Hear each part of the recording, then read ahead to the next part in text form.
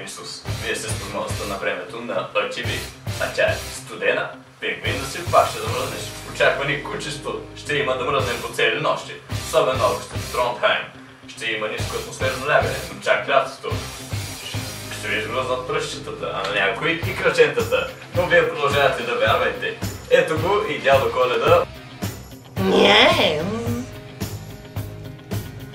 Общавът му заявява, че поради високото налягане лените няма да могат да излетят.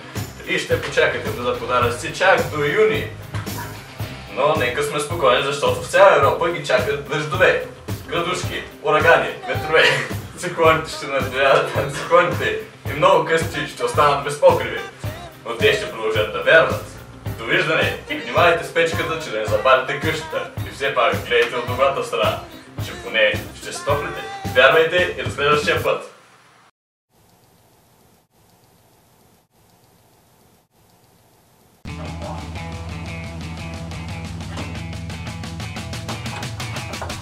Здравейте! Аз съм Далай Лама и вие сте пряко сме по АТВ.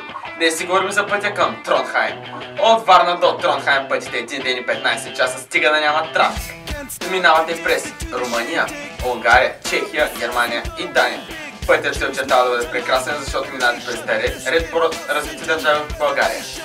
От Копенхаген ще хванете ферибот за Осло, откъдето ще стигнете до Тронхайм с кола под наем най-вероятно. Ако можете да си го позволите, ако не, може би автостоп. Желателно е, разбира се, да си вземете праски екипировка, защото Тронхайм е най-късен през зимата, където има невероятни условия за ски. Тази година Исус ни предрече доста кофти време и минимум по 3 лови на ден, което е доста безпокоително, но и гаранция за един незабравим престой. Естествено, пожелавам ви да карате бързо, но не и яростно.